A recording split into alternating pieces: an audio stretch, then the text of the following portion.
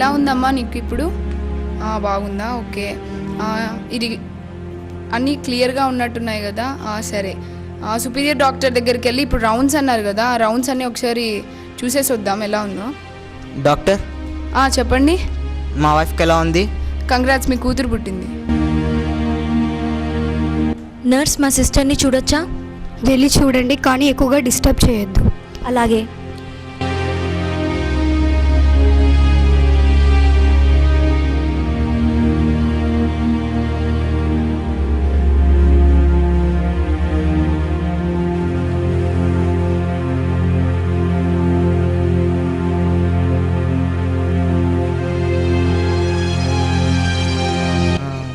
అక్కడున్నాడు చూడు. రేపు అక్కడున్నాడు రా వాడు.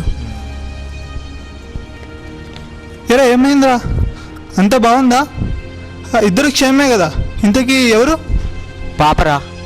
ఏంట్రా మళ్ళీ పాపేనా? ఇంతకుముందు ఒక కూతురు, మళ్ళీ ఇప్పుడు ఇంకొకరా?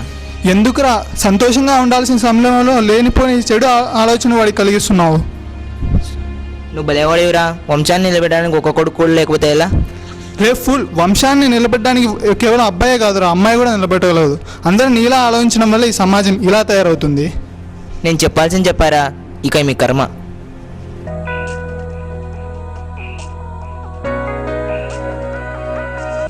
నేను పాపని తీసుకెళ్తున్నాను, మళ్ళీ తెచ్చిస్తాను.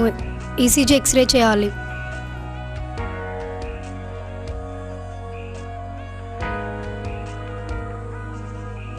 ఎలా ఉంది ఇప్పుడు? తనకేం వరుసగా 2 అమ్మాయిలు కంది కదా, మా వంశాన్ని నాశనం చేయడానికి వచ్చింది. నా కర్మకొద్ది నేను పెళ్లి చేసుకున్నాను. ఛీ!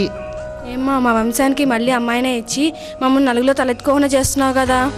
ఏంటత్తమ్మా ఇలా అంటున్నారు? ఇందులో నా తప్పేముంది? నీ తప్పేం లేదమ్మా, అంతా మా తప్పే. మా వాడికి ఎన్నో సంబంధాలు వచ్చినా నిన్ను ఏరుకోరు చేసుకున్నందుకు మాకు బాగానే అయ్యిందిలే.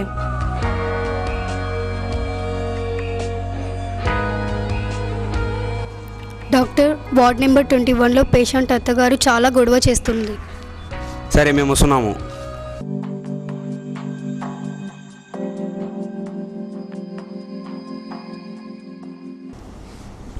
డాక్టర్ చెప్పమ్మా. ఇంతకుముందు మా సిస్టర్కి ఆల్రెడీ ఒక అమ్మాయి పుట్టింది. ఇప్పుడు స్కానింగ్ చేసి మళ్ళీ అమ్మాయో అబ్బాయో చెప్తారా? లేదమ్మా, లేదు. లేదమ్మా, ఆ చట్టపరంగా చాలా పెద్ద నేరం అవుతుంది. మేము విషయంలో నీకు ఎటువంటి సాయం చేయలేము. మాకు మా డిగ్రీ పోతుంది, దాంతోపాటు మీకు 7 ఏళ్ళ జైలు శిక్ష పడుతుంది. సో మేము మీకు ఏం హెల్ప్ చేయలేమమ్మా. ఏంటమ్మా, ఏంటి ప్రాబ్లం?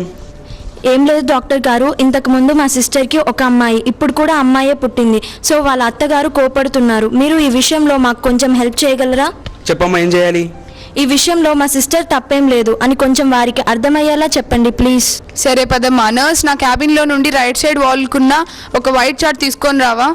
Yes doctor.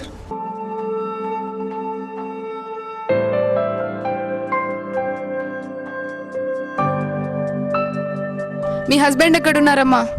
డాక్టర్, అతను బయట ఉన్నారు, ఉండండి పిలుస్తాను. మిమ్మల్ని డాక్టర్ లోపలికి రమ్మంటున్నారు. పదండ్రా.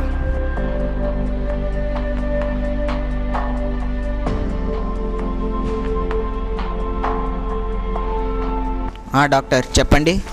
మీరే కూర్చోండి. మీరేనా పేషెంట్ అత్తగారు? డాక్టర్, చూడమ్మా, ఒక స్త్రీ అబ్బాయి లేదా అమ్మాయి జన్మించే విషయంలో స్త్రీ తప్పేమీ లేదు. మీరు అనవసరంగా మీ కోడలు కానీ తిడుతున్నారు. తప్పంతా మీ అబ్బాయిదే. అలా అని మీ అబ్బాయిని తిట్టడం కూడా కరెక్ట్ కాదు. మీకు ఇంకా అర్థమయ్యేలా నేను చెప్తాను, వినండి. సామాన్యంగా మనుషులలో XY అని 2 వేర్వేరే క్రోమోజోమ్స్ ఉంటాయి. వాటి వల్లనే జన్మించేది అమ్మాయో అబ్బాయో అనేది డిసైడ్ చేయబడుతుంది. నార్మల్గా మగవాళ్ళలో XY అనే 2 వేర్వేరు క్రోమోజోమ్స్ ఉంటాయి. కానీ ఆడవారిలో మాత్రం XX అనే 2 ఒకే విధమైన క్రోమోజోమ్స్ ఉంటాయి. కాబట్టి 2 ఒకే విధమైన క్రోమోజోమ్స్ ఉండడం వలన ఆడవారి నుంచి కేవలం ఒక X క్రోమోజోమ్ మాత్రమే ఫ్యూజన్లో ఇన్వాల్వ్ అవుతుంది. కానీ మగవారిలో 2 వేరే విధమైన క్రోమోజోమ్స్ ఉండడం వలన X లేదా Y ఏదో ఒక క్రోమోజోమ్ మాత్రమే ఫ్యూజన్లో ఇన్వాల్వ్ అవుతుంది. ఒకవేళ మగవారి నుండి X క్రోమోజోమ్ వచ్చి ఆడవారి X క్రోమోజోమ్తో కలిస్తే XX అవుతుంది. XX అంటే అమ్మాయి.